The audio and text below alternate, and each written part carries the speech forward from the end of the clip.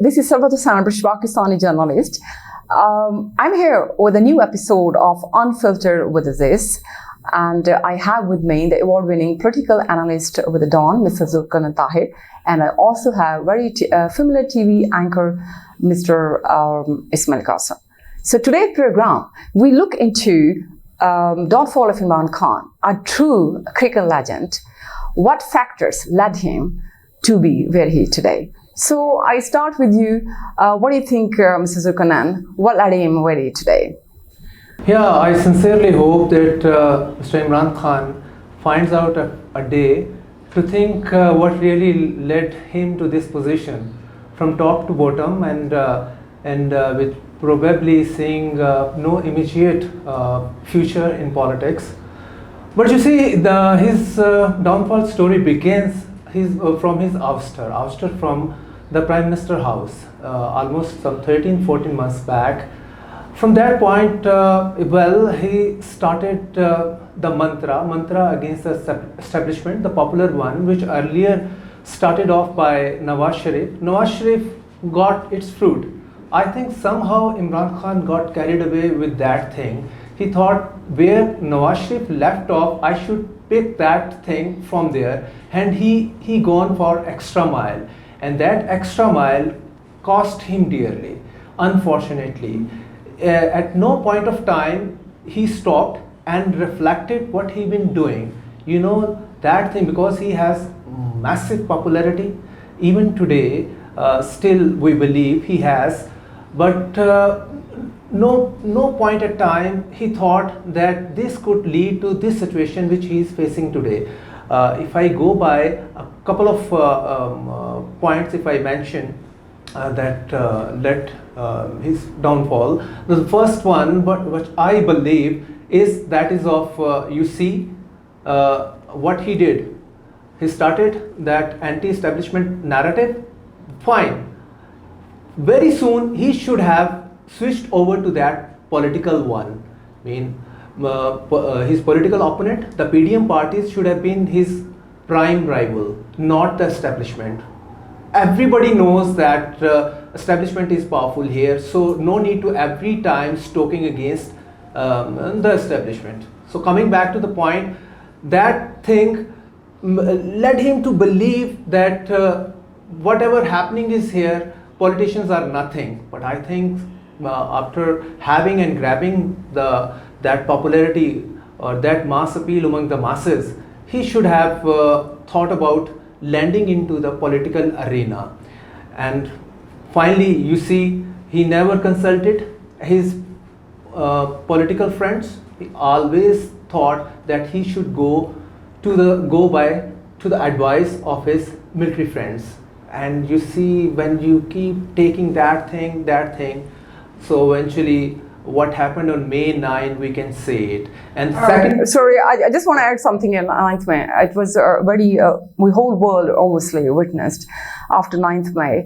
There's so many political members of PTI being arrested, and then they were bailed out, and it was very, I would call it, surreal and dramatic exit from PTI members from PTI, the way they held the press conferences and all that. I would like to ask Ismail Qasim your view on that. What do you think about that scenario? To discuss that, we need to just head back a little 12-14 months back to where Mr. Zulkarnain initially started. And I would want to also add something to the part where you stated that what led to the downfall of Imran Khan. To begin with, you need to understand that the institutions that are running a democratic nation state or any other society, you need to give them importance. It's okay to say and use it as a political narrative that the institutions are not running, partially or unpartially, you can say that. But at the other hand, when you start to think that you are the institution in your own self, that is where the problem starts to begin. Understanding the fact that yes, you took out a narrative that there was the American involvement in the regime change operation, and you wanted to give out a political narrative that the imported Hukumat na manzoor. You did not want to give respect to the current sitting government. But that was obviously not going to work out, because eventually the sitting prime minister belonged to an opposition party. Not the opposition party for you, but obviously the sitting government was the prime minister of Pakistan Muslim League Nawaz. Other than that, all the sitting ministers belong to a specific party one way or another. So it was all the PDM that was leading forward the government. So you could have used that narrative, but you did not do that, and eventually you turned back on that. For a year and a half, you said, I will not talk to them and I will not talk to the establishment. Then when you realized your mistake, that everything is going away from my hands, you wanted to talk to them. What about the message that you had stated and told them to follow you for the past year and a half, that we will not be talking to them, and eventually you want to talk to them, you want to have a discussion with them, eventually it did not work well for you as well. Yeah, you're right, At the other hand, when you stated that the imported Hakumat was, a result of the American intervention in the politics of Pakistan, you forgot that the America is the global power and they sort of make the decision making, and we have been dependent on them one way or another for aid, for military help and other factors as well. So you cannot just, it's a foreign policy suicide if you try and take out and cut relationships with the Americans. So these are just a couple of factors. I think it will just be, we will be short on time if we start to dissect each and every single factor individually as to what led to the downfall of Imran Khan. About the, the resignations that came out, which you stated right now, what else could have been done when you just went on headbang with the establishment? This is the outcome. Yeah, obviously it was well witnessed by whole world and obviously by Pakistan how ill-advised Imran Khan was in all these political scenario, what's going on, what happened with him. And obviously we all seen how he became isolated, everybody, the important members of PTI left him. So it was quite, in a way, actually, it was quite sad to watch what happened with him. So Mr. Zulkarnain, if you want to, I also want to talk about one of the factor everybody talk about, or rather speculation about Imran Khan, is he has kind of became very superstitious with kind of following his third wife, Busha Bibi. So what would you say on that, Mr. Zulkarnain? Yeah, you see his continuous suicidal steps appear to be superstitious.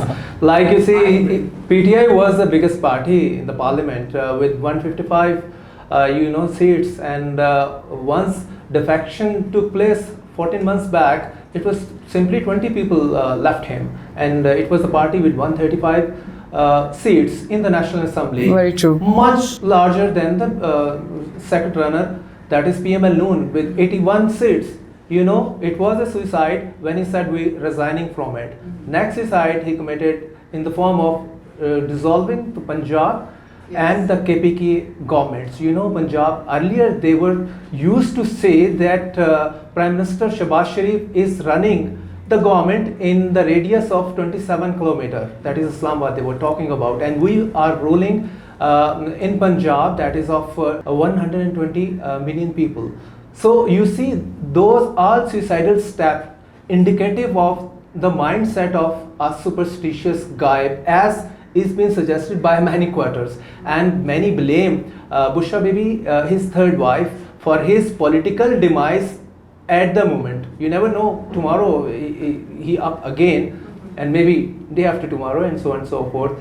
But the thing is this, unfortunately, that he always kind of credulous guy, the person who believes in kind of superstitious things and whatever the people saying around him, and he never deduce what the judicious step I should take for my country first, because Pakistan comes first, and for my party.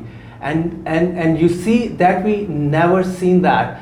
We saw a kind of urgency in the camp of Imran Khan. Yes, I would say there's no stable move we have seen as a leader of a PTI, as a Pakistani, citizen. We have not seen any stable move. What would you say on that, Ismail?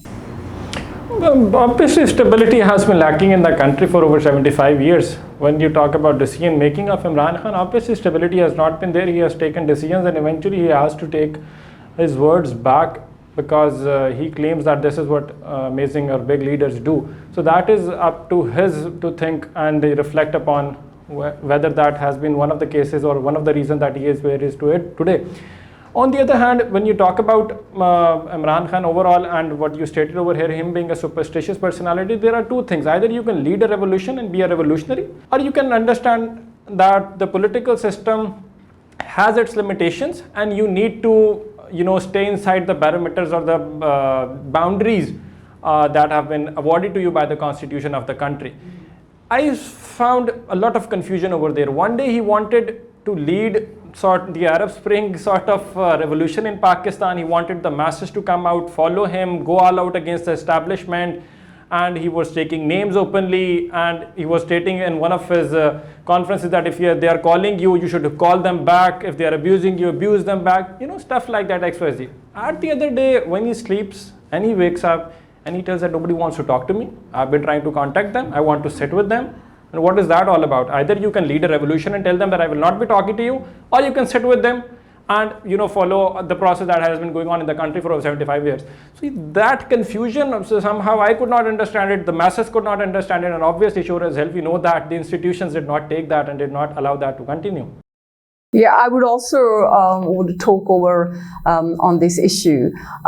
Do you guys think if he will come back again? We all know that he was the most popular leader in Pakistan, and he's an iconic person because of cricket legend in the world, and whole world is watching because they also have interest in Imran Khan. They all know him as a cricketer. So what do you think?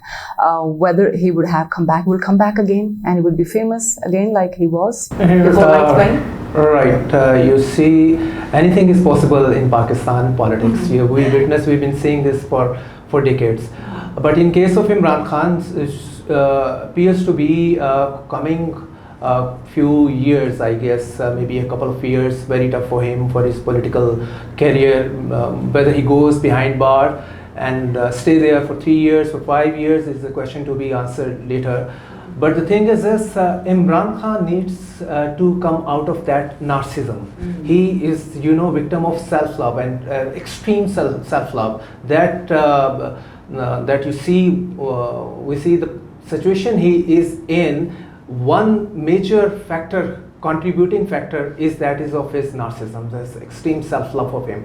I think he should come out of that. He should think that politician for you see achieving greater goal or target, you have to be in the ring.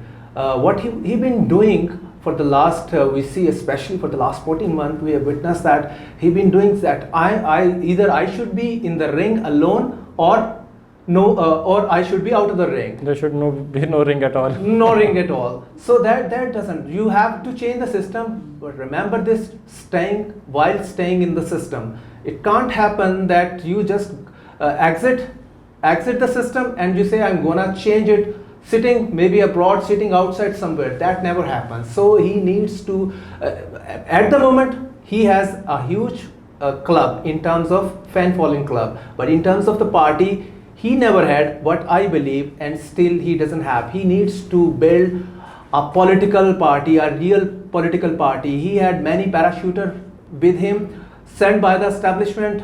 They left him at the moment, and for my side, the concluding point, yes, he has a fair chance maybe down the road, 3 years, 4 years, but if he changes his style of politics, Ismail, what do you think? Obviously, by looking at the history of Pakistan, you can never count a politician out, or any prime minister for that matter. They haven't been able to complete one tenure in over the course of 75 years, but you see them falling out, running out of the country, self-exile, or being exiled by the establishment, or there are other factors too. But eventually they stay out, the next tenure falls in place, 3-4 years complete, and eventually you see them coming back. So this has been the history that we have seen for the last 75 years. In the case of Imran Khan, he has a lots of following, and I will not be counting him out at all. He will be making a comeback, but not anytime soon. Yeah, but I also think Imran Khan was the person who introduced the culture, the very personal, the conversation, and also, the verbal culture. What do you think over that, Suzukanan? He has massive appeal for the people here, you see, and his popularity no time around is dwindling. That fact is there. But the thing is how he has to channelize his popularity. Very good point. Like, unfortunately, what we saw in the form of the May 9, that should never at any coming point of time replicated that. So I think now he needs to to do something. If he thinks that the establishment is the main target, then what about? You see, an unfortunate aspect for me, like that he strengthened the PDM, which even PDM could have tried for years to come, never could have strengthened politically that much, which Imran Khan has made it by his steps, by his foolish steps, unfortunately I would say it. At the same time, even the establishment got strengthened because of Imran. And now you know that Imran been used to lead that princely life. I think he should just taste what the other politicians in the past tasted, like go in the jail and see the hardships of it, come out more mature.